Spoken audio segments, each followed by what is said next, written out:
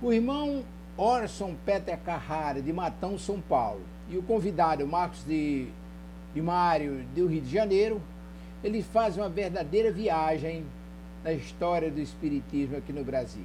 Eles apresentam o programa Espírita, Vultos Históricos do Espiritismo, programa imperdível. E nós vamos reproduzir na sequência. Mas antes de chegarmos à reprodução, nós queremos lembrar que, primeiro, na abertura do programa, tem um trailer do filme O Predestinado. Esse filme será lançado nos cinemas agora no dia 1º de setembro. Um filme simplesmente excepcional.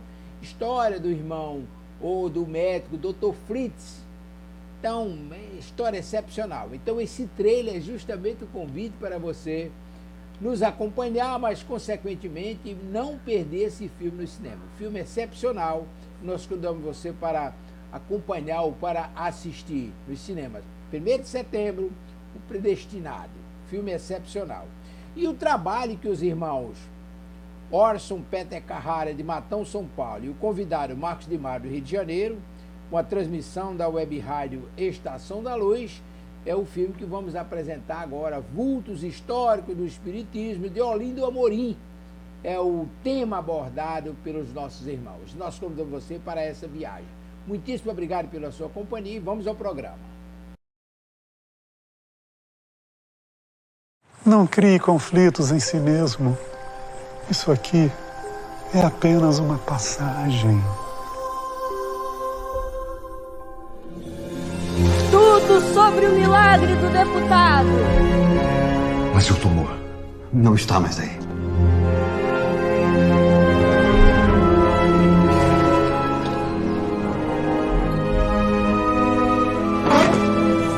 E esse povo todo aí fora? Quero que você mande eles embora. Eu sei que tem muita gente aqui precisando de ajuda. Todo mundo falando disso, a cidade não fala de outra coisa. Por que o senhor curou meu irmão e não me cura? Não sou eu que curo, filho. É o careca. Pede pra ele me curar, pai. O senhor já sente a presença do Dr. Fritz? José, você não pode dar ouvido a essas vozes, só vai piorar. Não quero deixar a Lete e os meninos. Por que a gente não pode ter uma vida normal? Zezé é um homem bom. O coração dele é bom. Eu já disse, eu não sou médico, não. O médico é o Dr. Fritz. Longe de mim querer ganhar dinheiro em cima de quem tá doente. Nem lembro a última vez que eu vi televisão assim com o senhor. Não vi meus filhos crescerem porque eu tava trabalhando pra você. Aceita. Essa é sua missão. Foi você. Mas não parecia você, entende? Eu não aceitei missão nenhuma! Você tem que confiar em Deus. Ele casou com um homem e acabou com o outro. Mais da metade do tempo não sou eu que tô aqui, é o careca.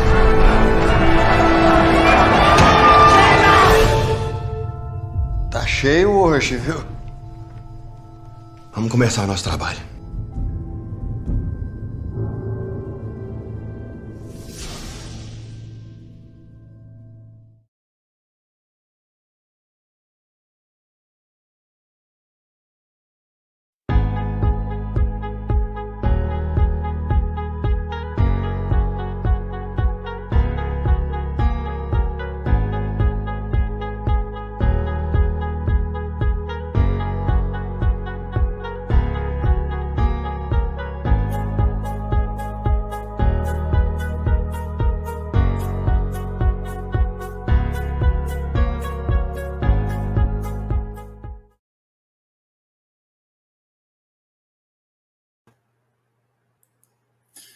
Meus amigos, com que alegria cá estamos novamente para a recuperação, o resgate de dados históricos, de personagens do Espiritismo no Brasil e fora dele.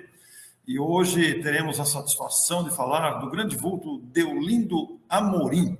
Como vocês podem ver, nascido na Bahia em 1906 e desencarnado no Rio de Janeiro em 1984, jornalista, sociólogo, publicitário, escritor e conferencista espírita de grande destaque no Brasil.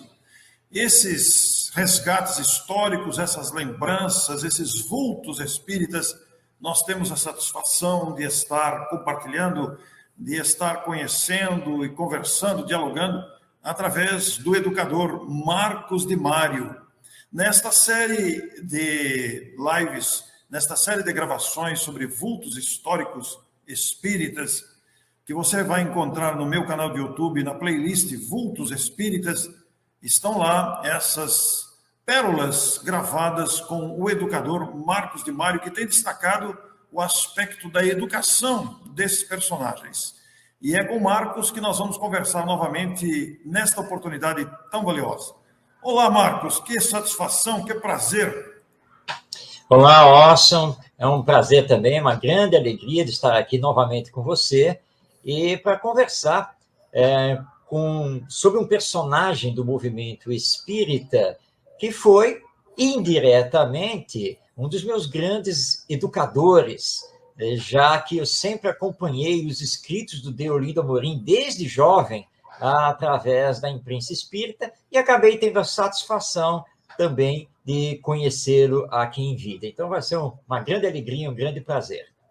Que coisa boa, Marcos, que coisa interessante. Realmente, você já começou destacando aí uma grande virtude deste nobre personagem. Um grande escritor que você acompanhou, além de conferencista de renome, talvez possa ser considerado um dos maiores pensadores espíritas do nosso país e que se esmerou em escrever. E agora aqui, sabendo que o Marcos teve contato pessoal com ele, isto vai enriquecer muito a nossa abordagem de hoje.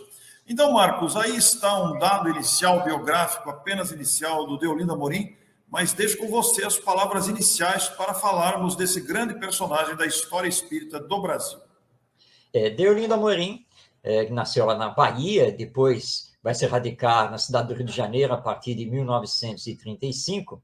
Ele passou por diversas fases na vida dele. Lá na Bahia, ele, na verdade, por questões ali de influências da família, ele se ligou ao movimento protestante, né, ao movimento evangélico. Inclusive, ele iniciou a escrever aos 17 anos de idade temas ligados ao evangelho, mas sob essa ótica do protestantismo.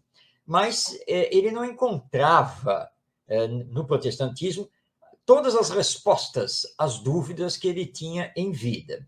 E chegou uma hora que ele acabou abandonando, né? Largou, passou pelo catolicismo, mas também não se fixou, e ele se tornou, então, materialista, agnóstico, por não encontrar respostas nas religiões. Ele adentrou ao período do Exército, né, como é a lei aqui no Brasil, e ele acabou se deslocando para a cidade do Rio de Janeiro, por força do serviço militar. Ele gostou muito da cidade, se ambientou, ficou, e foi no Rio de Janeiro que ele conheceu o espiritismo. Ele andava à procura de respostas para suas dúvidas existenciais, e ele vai se deparar com as obras do Leon Denis. E quando ele lê Leon Denis, ele se encontra.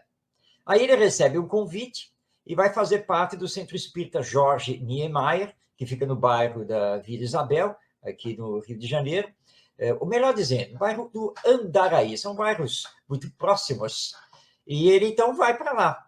E aí ele se empolga, ele encontra as obras de Kardec, ele começa a estudar, e imediatamente ele se engaja no Centro Espírita e no movimento espírita de uma forma geral. Então, a partir de 1935, nunca mais ele larga o espiritismo, onde ele encontra, então, as respostas às suas dúvidas.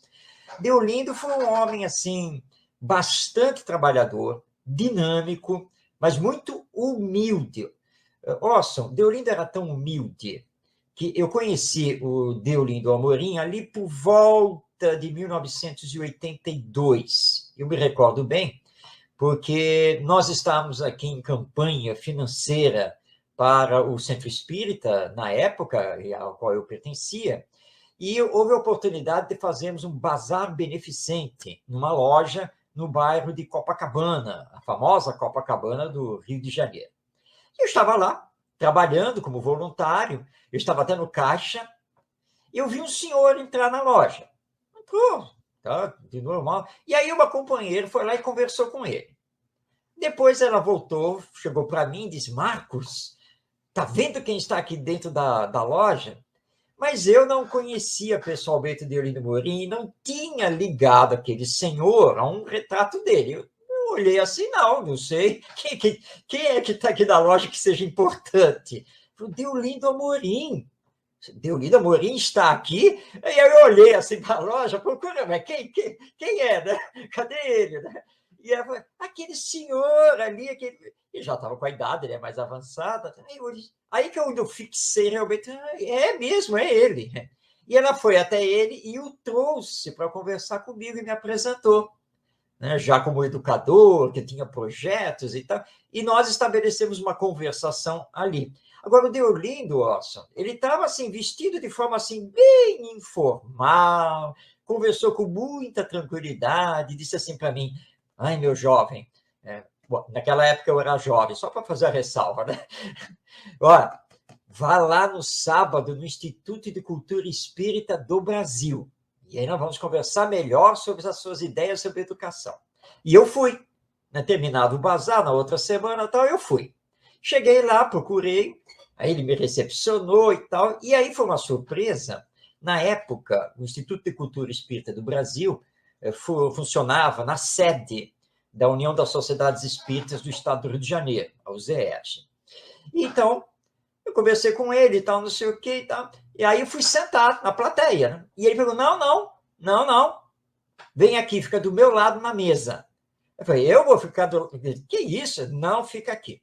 E ele, quando deu início à reunião, ele já foi me apresentando e disse que eu era um jovem educador com ideias muito boas e que todos deviam conversar comigo na hora do intervalo para conhecer as minhas ideias e o projeto.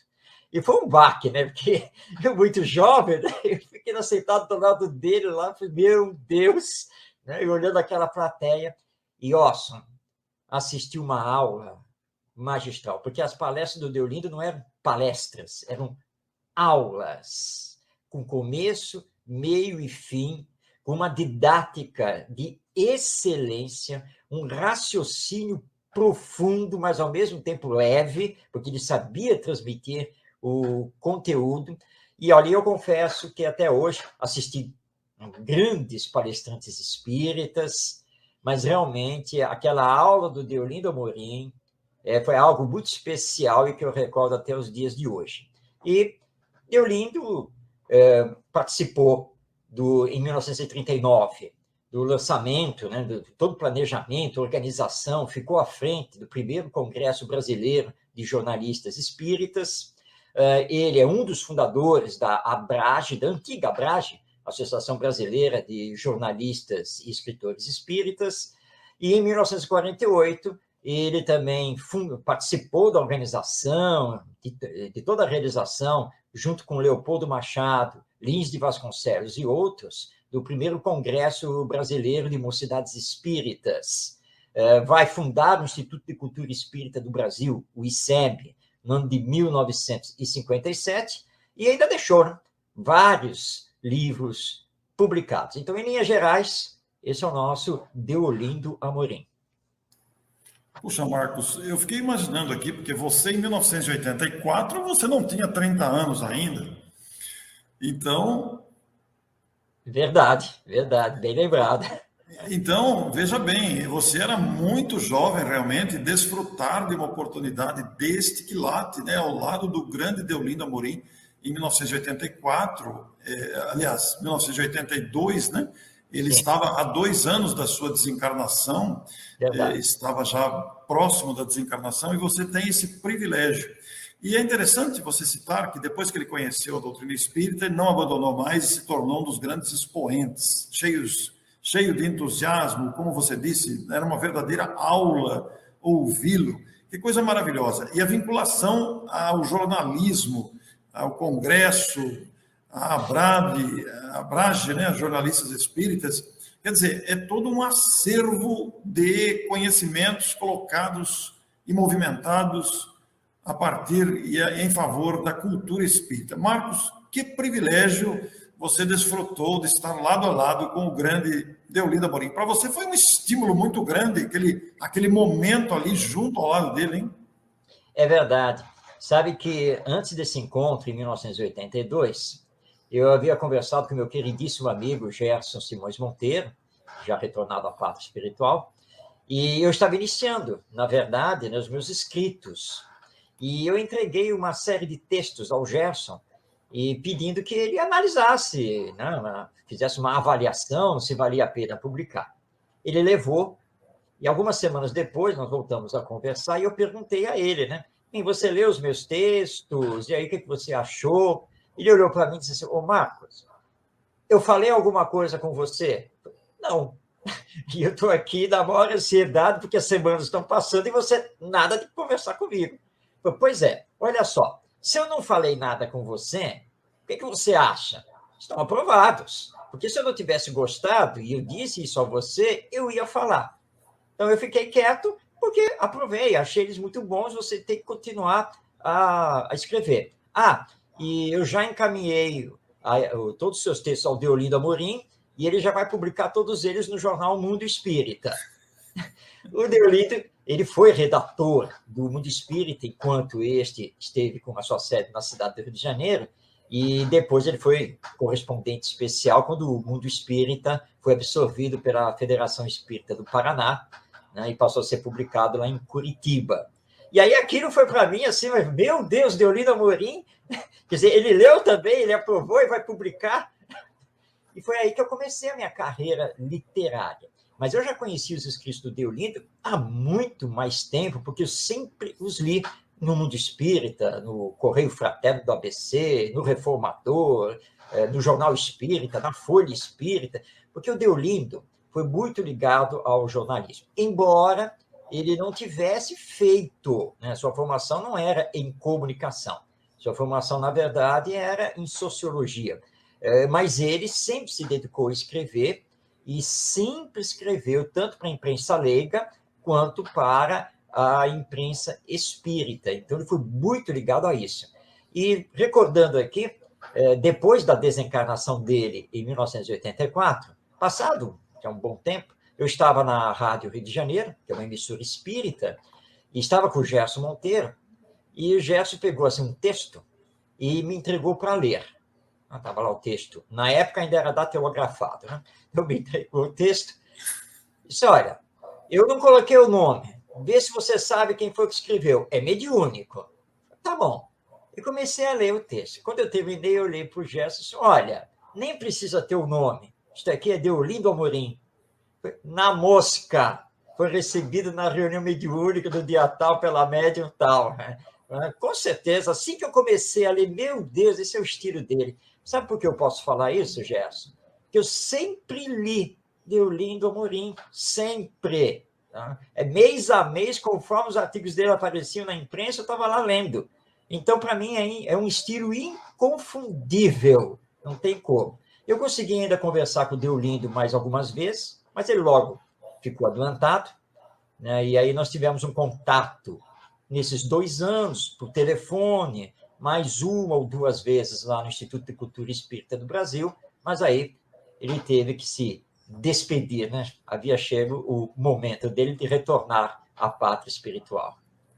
Ô Marcos, me diz uma coisa, antes de entrarmos no aspecto de conexão com a educação, que é o propósito dessa abordagem sobre vultos espíritas, quantos livros o Deolindo publicou? Isso é um detalhe importantíssimo, né?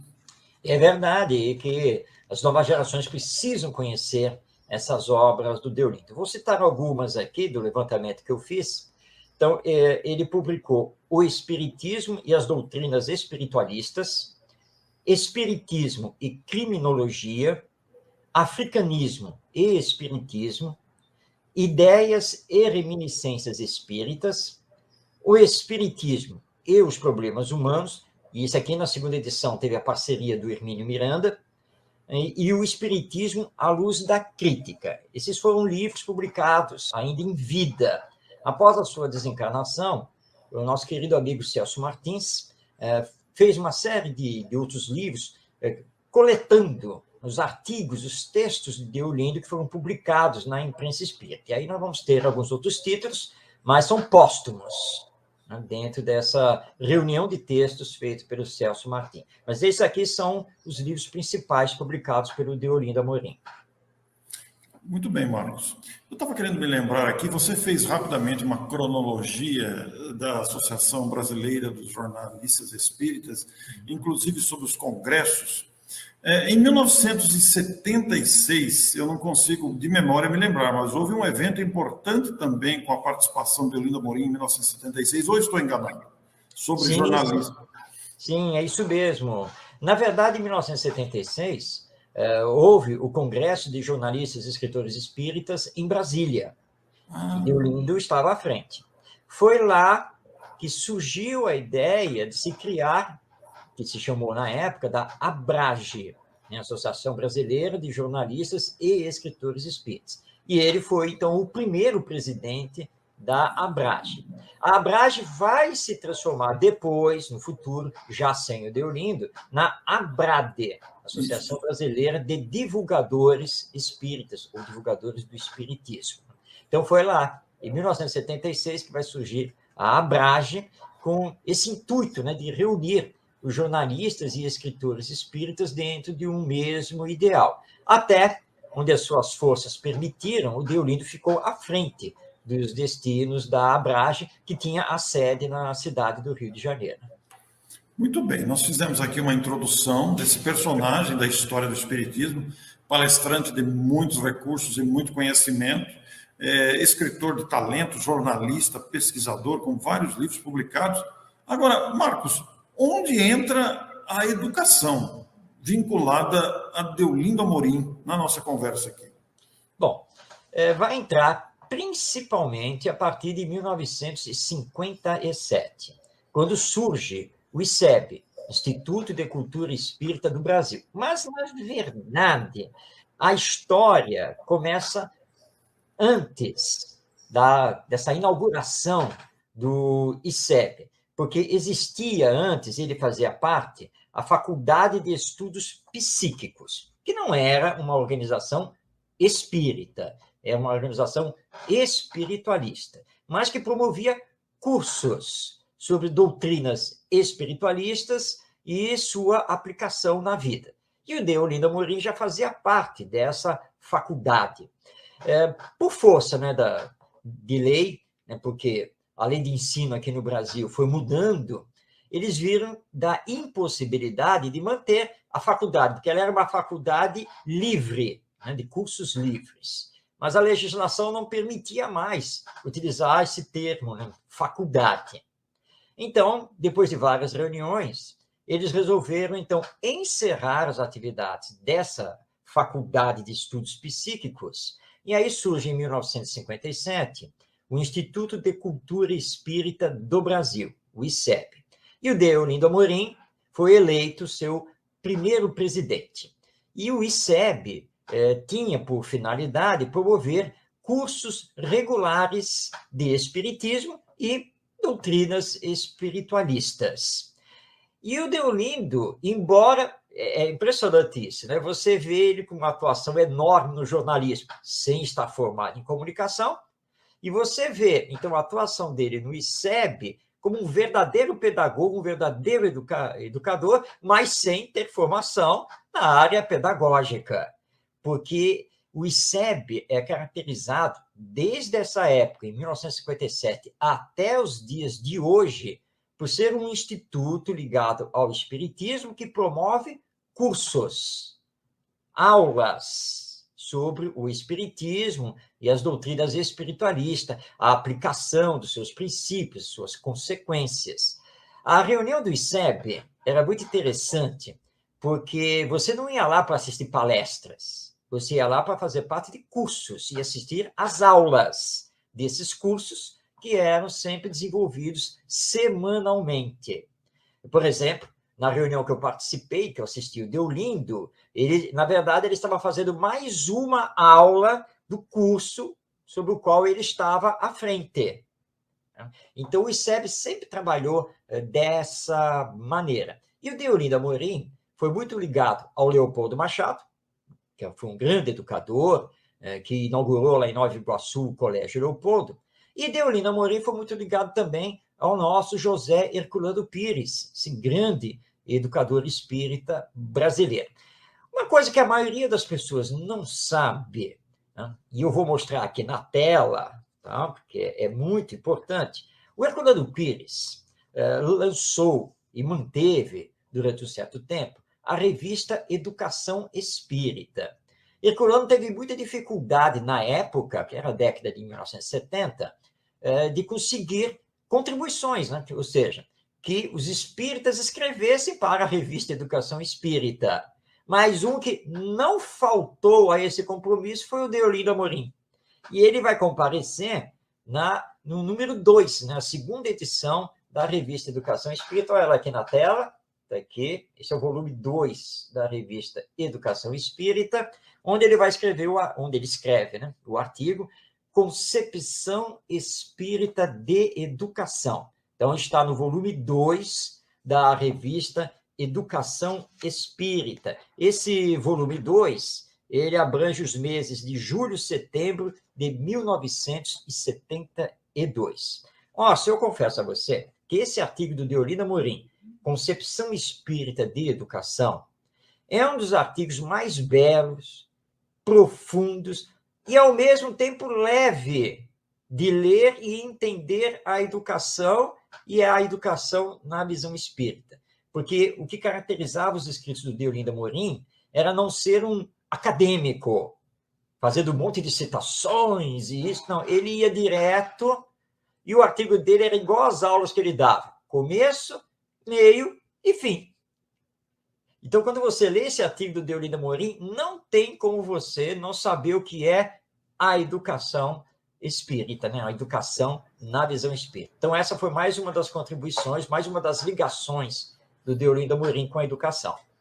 Marcos, esse texto que você realçou tão bem aqui, ele está disponível na internet para quem quiser consultar? Como é que faz para procurar ele? Bom, eu realmente não cheguei a fazer a pesquisa na internet. Não cheguei a fazer realmente, porque como eu tenho aqui a revista, né, eu estou direto no texto, eu não tive essa preocupação. Não sei realmente se esse texto está disponível, mas vale a pena nós fazermos a pesquisa. Mas eu já pensei aqui em disponibilizá-lo, se ele não estiver. E como é que é o nome do texto, Marcos? Não, então, o texto se chama Concepção Espírita de Educação. Esse é o nome. E aí, até podemos fazer Deolinda agora. Deolinda Amorim. Deolinda Amorim. Pode até fazer uma pesquisa rápida aí agora, não é, Rosa? Eu estou aqui olhando, aparentemente eu não achei agora. Certo. Mas como eu não conheço o texto, eu não sei se exatamente o que eu achei aqui, né? Mas aparentemente não achei, mas você poderia disponibilizar mesmo, né, Marcos? Eu já estava pensando nisso, porque quando eu estava separando o material, eu realmente não fiz a pesquisa na internet, mas eu pensei isso, bom, talvez esse texto não esteja disponível, né, porque como ele está publicado na revista Educação Espírita, é bem capaz, né, que ninguém tenha resgatado. Ele vai participar também, Orson, da edição de número 5 da revista Educação Espírita, que é de julho a dezembro de 1973, com outro artigo ligado à educação, que se chama Educação e Filosofia de Vida. Então, são 2 artigos na revista Educação Espírita, em que Deolinda Amorim lida com esse tema educação, entre tantos textos dele sobre isso. Você me permite ler um trechinho aqui do artigo dele, do Concepção? Claro, por favor, Marcos. Então, vamos lá. É só um trecho, porque justamente quando ele fala do que é a educação espírita. Ele diz aqui, o conceito espírita de educação pressupõe 3 elementos convergentes. Primeiro, a instrução, que é um elemento instrumental. Segundo, o meio social, que é um agente provocador das reações e necessidades. Terceiro, a liberdade, que é a condição básica das opções. Sem liberdade para escolher o caminho, sem o direito de optar pela direção espiritual que lhe seja mais afeiçoada, as vocações ficarão estagnadas ou recalcadas. E como aproveitar as aptidões sem oferecer condições de preferência? E como educar sem respeitar as inclinações mais íntimas? Então será o caso da fábula de Saturno. A educação, que deveria ser criadora, terminaria sacrificando ou matando as vocações. Em linhas gerais, apontamos apenas aspectos políticos da educação, mas não podemos, de forma alguma, pôr de lado o aspecto filosófico dentro do conceito espírita de educação. E, afinal, que é educação segundo a doutrina espírita? Não é apenas instruir, não é simplesmente incutir hábitos externos, é transformar o homem, dando-lhe uma concepção de vida fundamentada na supremacia do espírito e dos valores morais. A educação, segundo a filosofia do espiritismo, deve atender às necessidades materiais, às exigências do meio, às leis da natureza, às repercussões da cultura, mas deve, além de tudo isso, interessar-se pelo lado espiritual da vida. Então, fechando aspas, está aí o que Deolinda Amorim pensava sobre a educação na visão do espiritismo. Olha, Marcos, eu acabei de localizar o texto aqui. Opa, que bom. Esse texto foi publicado pela revista eletrônica O Consolador, foi selecionado por Rogério Coelho, nosso querido amigo de Muriaé, na edição de 19 de fevereiro de 2017, na edição número 504, Educação e Instrução. Ele faz aqui uma apreciação introdutória, ele vai descendo, falando sobre educação, e depois ele traz, olha, concepção espírita de educação. E nesse concepção espírita de educação, que você leu, inclusive, um trecho aí, antes de colocar o texto, ele se refere assim, ó, vamos a seguir mergulhar no abissal oceano das letras espíritas sobre a condução do notável e singular beletrista Deolinda Amorim, quando ele fala da concepção espírita da educação. Inclusive, o trecho que você citou sobre o conceito espírita da educação, que pressupõe 3 elementos convergentes, aqui está, o primeiro, o segundo e o terceiro, que você acabou de ler. Ele pôs o texto na íntegra, Marcos. Inclusive, ponderações doutrinárias, Curitiba foi de onde ele tirou o texto, de 1989. Olha que coisa maravilhosa isso. Para quem quiser pesquisar e se inteirar do texto, está disponível aí na revista eletrônica O Consolador, edição de fevereiro de 2017, número 504. Muito bom. Excelente descobrir isso. Muito bom mesmo. Muito bem, Marcos. Nós temos, então, aí um educador por excelência. Eu fico pensando aqui, Marcos, que você, com a sua vocação educativa, com o gosto que você tem pela educação, a dedicação a que você se propõe, inclusive com os canais de YouTube, os sites, os livros na sua área educativa, o trabalho direcionado a escolas e educadores, independente do conhecimento espírita, separado, inclusive, para não misturar as coisas, respeitando a diversidade didática das escolas. Eu fico pensando na influência que você recebeu desses vultos que você citou aí Leopoldo Machado também, citou Herculano Pires. Aliás, Herculano Pires já está disponível a entrevista que fizemos sobre Herculano Pires. Você poderá encontrar aqui na nossa playlist do canal. E o Leopoldo Machado, que futuramente estará também disponível. Então, Marcos, eu fico pensando na influência que você, como educador, escritor e palestrante voltado à educação, recebeu desses vultos. Sem dúvida, Orson. Eu sempre fui um devorador de textos na imprensa e também de livros.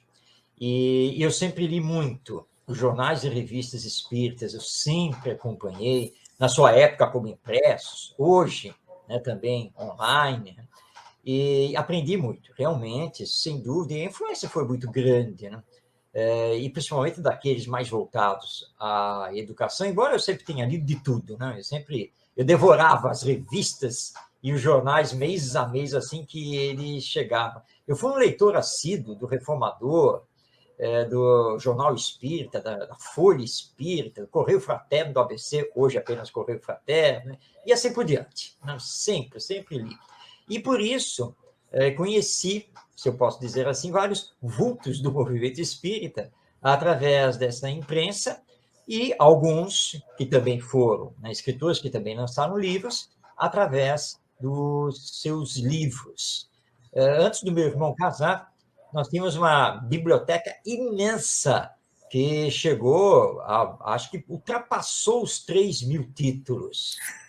Depois que o casamento, nós dividimos a biblioteca, né, parte a parte, né, fomos lá escolhendo, né, mas hoje eu tenho aí, eu já estou chegando de novo aqui perto dos 1.500 títulos de livros aqui nas minhas estantes, fora o digital, e realmente eles me influenciaram bastante, e aqui eu vou destacar o Herculano Pires, com toda certeza, e destaco também o Deolindo Amorim, e outro que eu vou destacar aqui, porque eu sempre gostei dos artigos dele, embora ele escrevesse basicamente só para o Reformador, da Federação Espírita Brasileira, aí ele foi presidente da FEB, que foi o nosso Juvanir Borges de Souza. Entre tantos outros, Indalício Mendes, o Hélio Rossi, lá de São Paulo. Mas, gente, eu teria que ficar citando muitos aqui, realmente.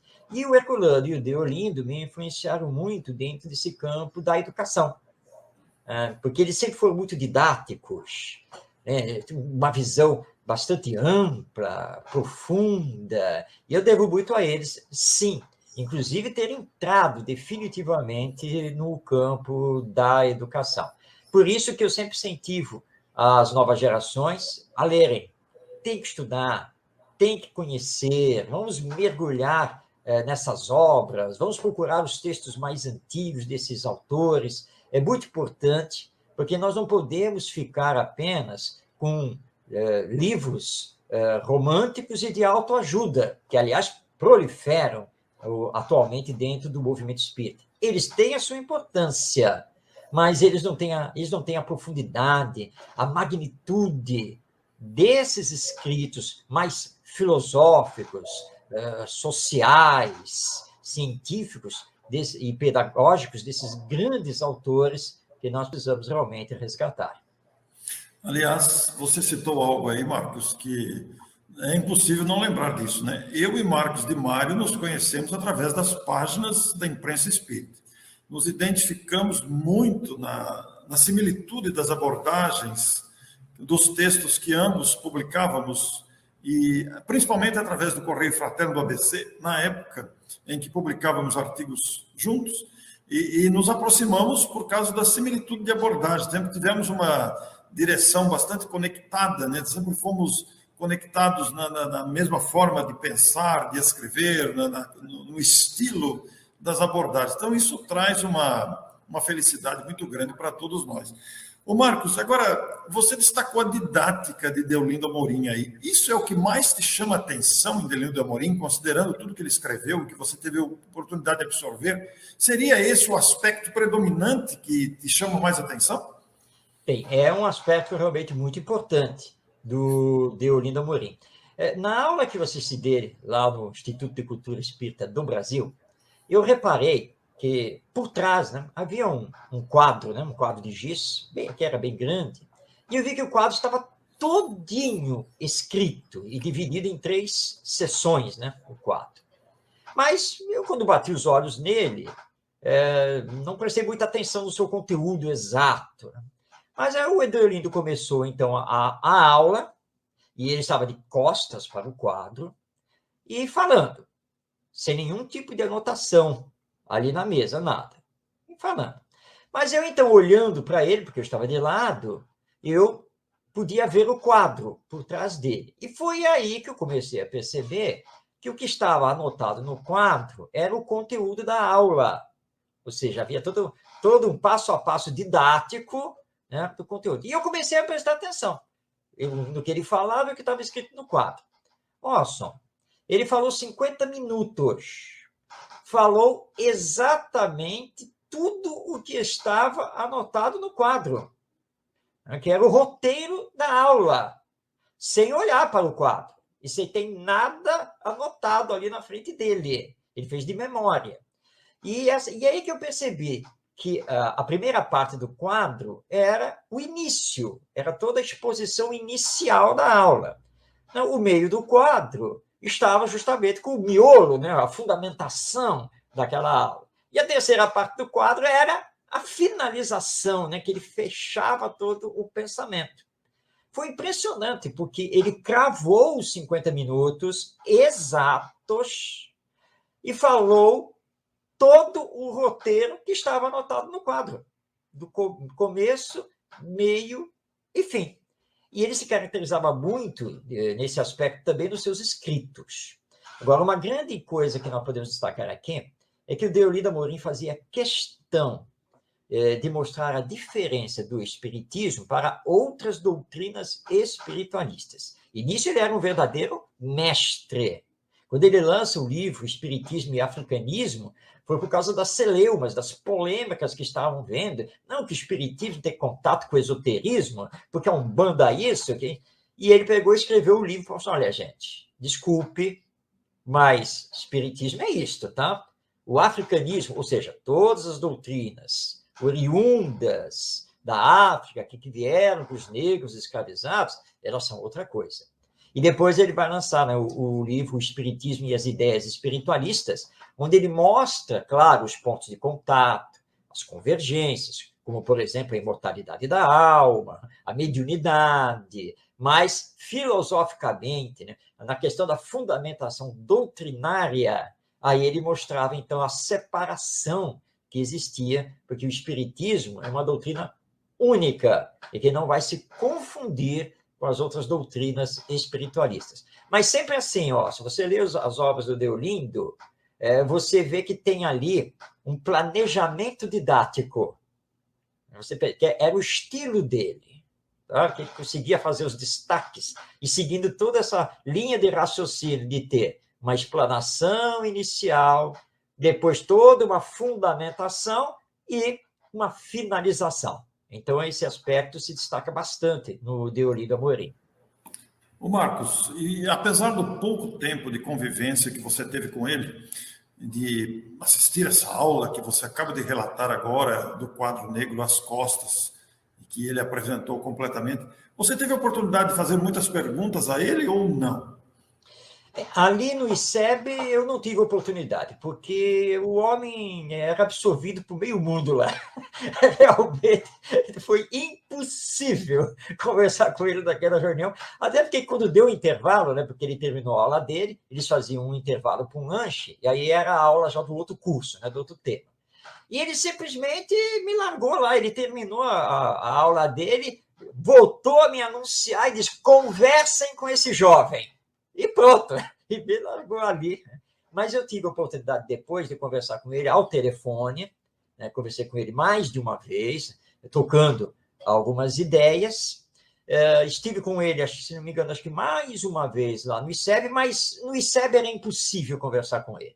Você não tinha muito tempo, muito espaço para isso. A última vez que eu estive, ou melhor dizer, é que eu vi o Deolinda Amorim, ele já tinha sido internado, eu já sabia que ele estava internado no hospital, muito adoentado. E eu fui na UZERJ, porque eu era muito ativo na UZERJ naquela época. Eu fui, então, na UZERJ, para alguma coisa lá, e eles estavam tendo a reunião do ICEB, que era o sábado à tarde. Então, eu peguei, antes de subir para o segundo andar lá da UZERJ, eu fui para o auditório para dar uma olhada, né? Ali na reunião do ICEB. E tive a grata satisfação de ver o Deolindo, que eu pensava que estava ainda hospitalizado, mas ele já tinha saído do hospital, tinha ido até a reunião do ICEB, mas já estava saindo, ele não ia ficar. Ele estava ladeado lá por duas pessoas, estava sendo amparado, né, porque ele estava bem enfraquecido. E eu parei na frente dele, no corredor que eu chamava de corredor cultural da UZERJ, né, que é o corredor que liga lá com o auditório. E eu falei, Deolindo, como é que você está? E ele, com aquela voz já bastante débil, enfraquecida, ele olhou para mim, meu irmão, eu já estou indo. E esse foi, assim, o nosso último encontro, a última vez que eu pude estar com o Deolindo. Então, infelizmente, Orson, não deu realmente naquele espaço de tempo para que eu pudesse aprofundar realmente ideias lá com o Deolindo Amorim. Ô Marcos, quando a gente fala em educação, a palavra educação ela tem uma expressão muito ampla, né? Nós pensamos na educação do espírito, mas é inevitável, a gente também pensa na educação dos filhos. Os pais que porventura estejam nos ouvindo, nos vendo nesse momento, em Deolindo Amorim, eles vão encontrar muitos requisitos, muito apoio para a educação dos filhos, também a educação familiar. Deolindo também oferece uma contribuição nessa direção? Sim, sim, e que é uma direção da máxima importância.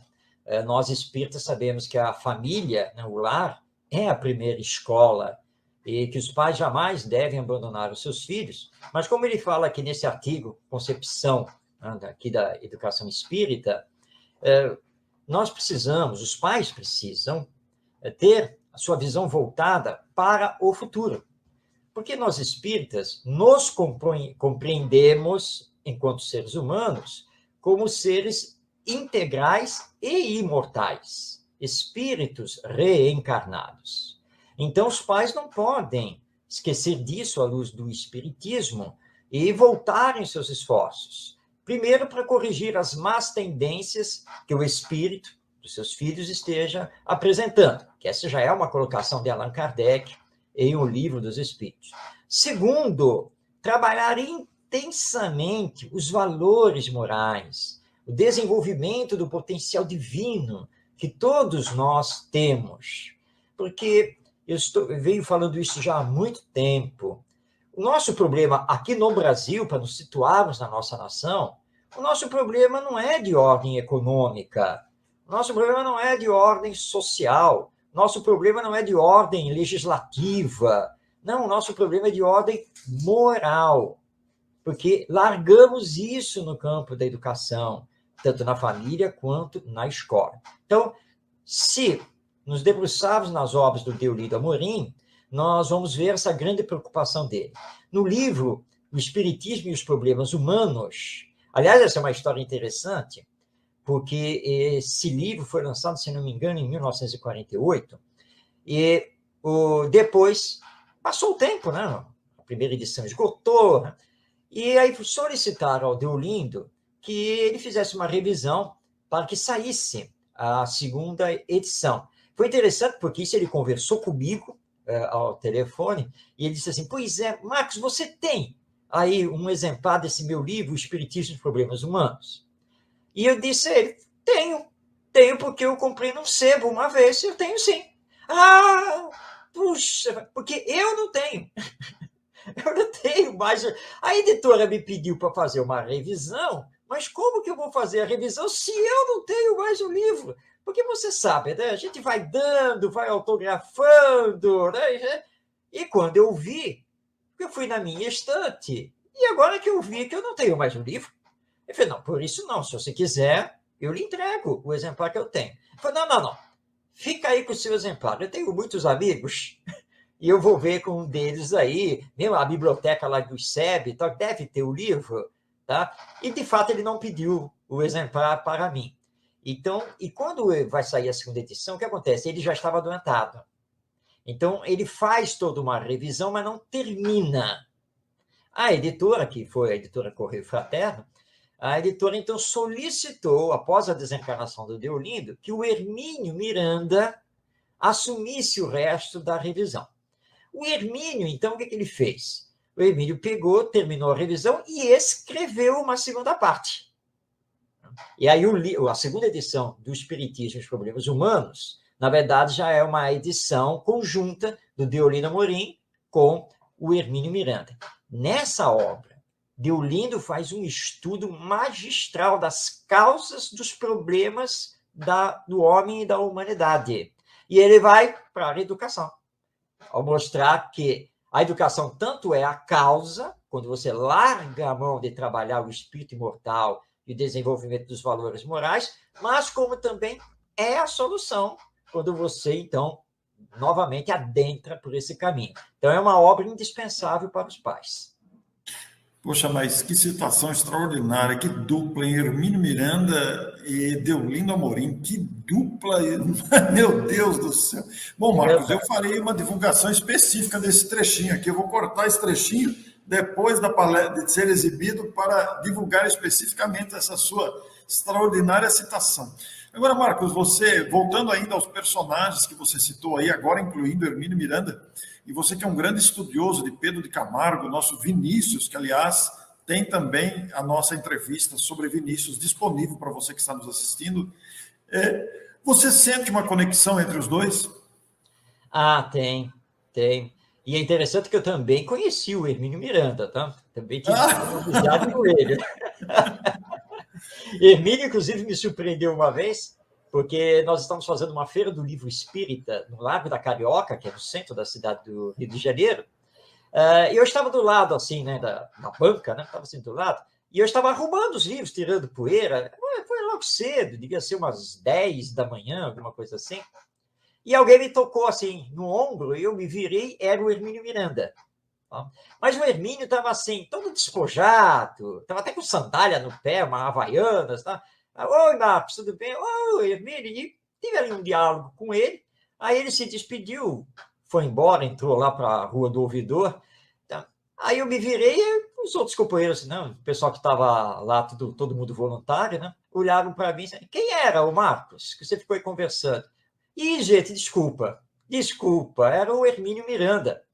Aí eu falei, que Hermínio Miranda, coisa o quê? Agora que Hermínio Miranda ia passar aqui na nossa Feira do Livro Espírita e vestido desse jeito. Mas era ele, gente. O Hermínio é uma pessoa muito simples. Aliás, ele já está aposentado. Ele é uma pessoa muito simples, sim. Era ele mesmo. Não acredito nisso. Aquele senhor não podia ser o Hermínio Miranda. Porque todo mundo imagina, né? Hermínio Miranda, ele deve estar engravatado, de terno, né? É Hermínio Miranda, que foi diretor da Companhia Siderúrgica Nacional, né? Mas ele já estava aposentado. E realmente ele estava lá de passagem pelo centro da cidade, todo despojado. E eu estou dando depoimento, mas ninguém acreditou que eu conversei com o Hermínio Miranda naquele dia no Largo da Carioca. Eu fico imaginando aqui, e os telespectadores devem estar no mesmo caminho que eu, essa oportunidade de encontro com essas personalidades. O Marcos, que é uma criatura muito querida ao nosso coração e sempre ativo, e fazendo a citação desses encontros memoráveis. Deolindo Amorim, ele que presenciou o Pedro de Camargo, ele que, agora citando Hermínio Miranda. Agora, e o Pedro de Camargo, Vinícius, Marcos? Entre Vinícius e Deolindo, há uma conexão interessante ou não?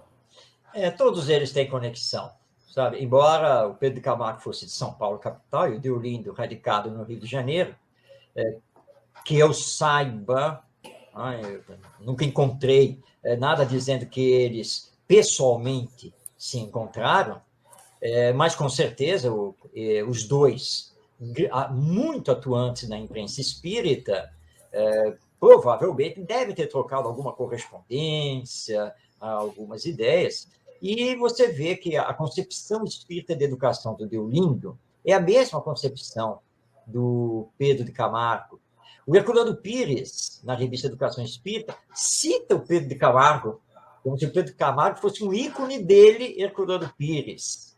Então, todos eles têm conexão, porque todos eles entendiam a importância da educação e a grande contribuição do espiritismo na educação. Então, as ideias convergiam, como o Leopoldo Machado, que, aliás, Deolindo e Leopoldo foram muito amigos, atuaram bastante juntos, todos têm conexão. Então, quando você lê os textos deles, você, puxa, isso daqui que o Deolindo está falando aqui é o mesmo que eu já tinha entendido lendo lá o Herculano. Puxa, olha só essa contribuição aqui do Leopoldo Machado. Aliás, por falar nisso, Orson, no número 5 da revista Educação Espírita, o Deolindo Amorim, ele faz menção ao opúsculo lançado pelo Leopoldo Machado em 1939, que se chamou Espiritismo é Obra de Educação. Aliás, isso está disponível na internet, inclusive na revista eletrônica O Consolador. Eu escrevi 2 artigos a respeito dessa obra do Leopoldo Machado. E então você veja que eles se conheciam, eles se citavam, né, e um estudava o outro. Então há uma conexão muito grande em termos de pensamento entre todos eles. É muito bonito a gente verificar isso, né, Marcos. E esse resgate histórico dessas vidas que deram exemplos de perseverança, de trabalho, é algo fabuloso para as gerações novas, inclusive para nós que não somos gerações novas, mas aqui estamos nos entusiasmando, né, com essas citações, com essas lembranças tão ricas. Olha só que nessa conversa aqui, nós citamos uma pleiade deles, Herculano Pires, Pedro de Camargo, nós citamos Hermínio Miranda, agora o próprio Deolindo, que é o foco principal, e citamos aqui o Leopoldo Machado. Que coisa belíssima, Marcos. Ô Marcos, e você que conviveu com esses nomes famosos, hoje nós estamos focados mais no Deolindo Amorim, o que é que mais se destaca ao seu coração, a sua reflexão de um educador? O que é que mais se destaca para você? Bom, pegando aqui o nosso Deolindo Amorim, o grande destaque que nós temos que fazer também é que eles, igual a Paulo de Tarso, nunca recuaram diante das novas ideias, do trabalho e dos desafios para lançar essas ideias. E vamos imaginar aqui, 1939, Deolindo Amorim só tinha 4 anos de espiritismo. Ele conheceu o espiritismo em 1935. E em 1939, já com Lise Vasconcelos, com o Leopoldo Machado, ele realiza na cidade do Rio de Janeiro o primeiro Congresso Brasileiro de Jornalistas Espíritas. Sabe o que é isso nessa data? E ele ainda jovem, mas fez.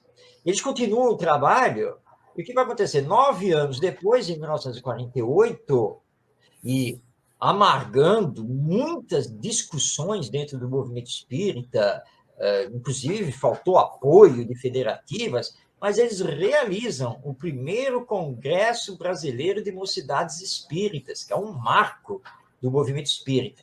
Deolindo Amorim vai participar no ano seguinte, em 1949, da Conferência Espírita Pan-Americana, que foi feita no Rio de Janeiro. E ele vai se tornar primeiro secretário da CEPA, que é a Confederação Espírita Pan-Americana, durante 3 anos. Na sequência, ele vai participar das discussões. Ele não vai participar diretamente, porque ele discordou, né, do que foi feito, mas ele vai participar das discussões que vão dar origem ao Conselho Federativo Nacional da Federação Espírita Brasileira. Deolindo só não está com a sua assinatura na ata que criou o CFN, porque na reta final ele discordou de algumas das ideias, né? Ele discordou do passo que ia ser dado, ele não tinha aquela ideia de como fazer o CFN, então ele se retirou. Então, o que nós vemos desses companheiros é que, numa época muito mais difícil, em termos de comunicação, de entendimento e prática do próprio espiritismo, eles eram arrojados. Eles iam fazer, né, dentro das suas forças, de todo o seu ideal. Então, esse é um exemplo muito grande, porque o Deolindo lutou pela educação, Herculano lutou pela educação, Leopoldo Machado lutou pela educação, Pedro de Camargo, numa época que é um fato histórico, os espíritas, de uma forma geral, não entendiam esse viés espírita sobre a educação. Imagina o Herculano Pires, que teve a ousadia de lançar uma revista sobre educação à luz do espiritismo. Você vê lá em São Paulo, ele, o Pedro de Camargo e outros inauguraram o Instituto Espírita Educação. Deolindo Amorim criando um Instituto de Cultura Espírita, para dar aulas, curso regular de espiritismo.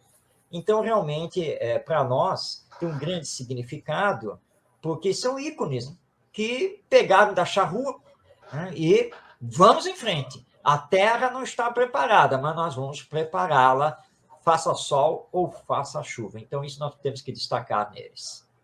Ô Marcos, você falou desse arrojo, desses nomes aí que você citou, e localizando-nos especificamente em Deolindo, com 4 anos apenas de espiritismo, lá em 1939, quer dizer, ele agiu inclusive de forma independente, enfrentando toda a burocracia também da época, que às vezes impera e impede o movimento espírita de avançar. Foi um arrojo mesmo.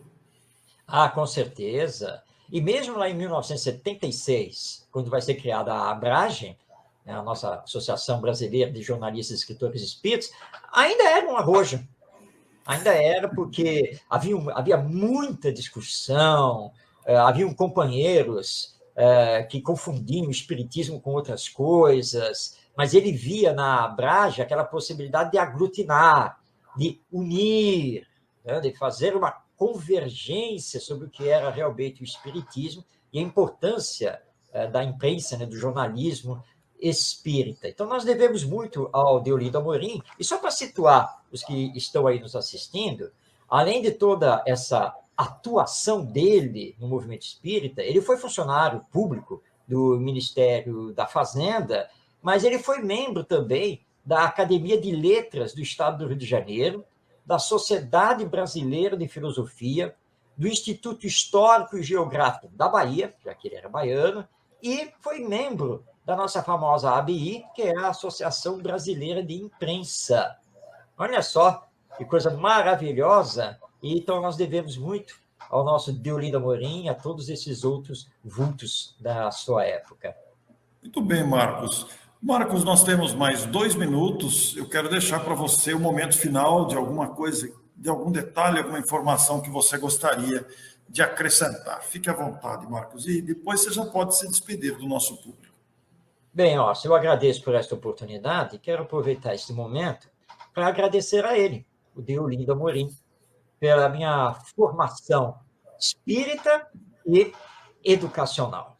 Então, hoje, claro, ele está no mundo espiritual, hoje ele já deve saber disso, né, que eu sempre fui fã dele e que desde jovem já lia todos os artigos dele. Por isso que quando o Gerson Monteiro me disse que tinha encaminhado os meus textos para o Deolindo, eu realmente estremeci.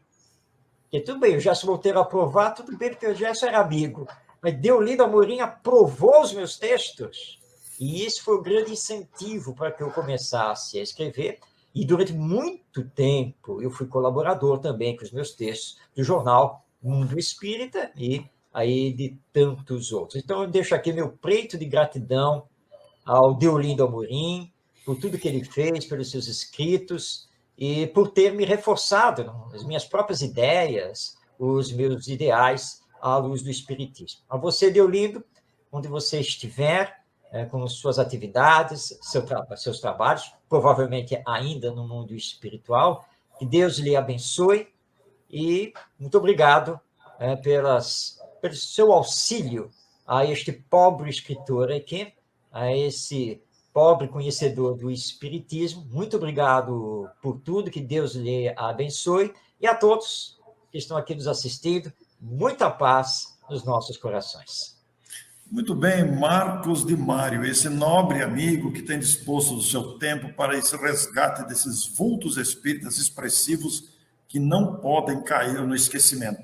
É preciso levar adiante essas informações históricas para a motivação do conhecimento espírita. Muito agradecemos a você que acompanha o nosso programa. Espiritismo para Todos tem essa finalidade: levar o conhecimento, disponibilizar as informações para também te empolgar o coração desta riqueza cultural, doutrinária que se constitui o Espiritismo.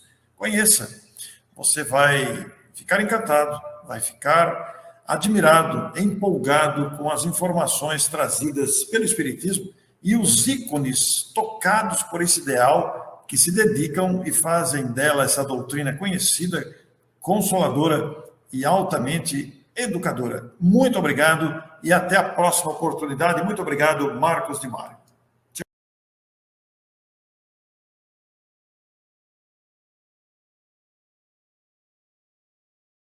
Não crie conflitos em si mesmo. Isso aqui é apenas uma passagem. Tudo sobre o milagre do deputado. Mas o tumor não está mais aí.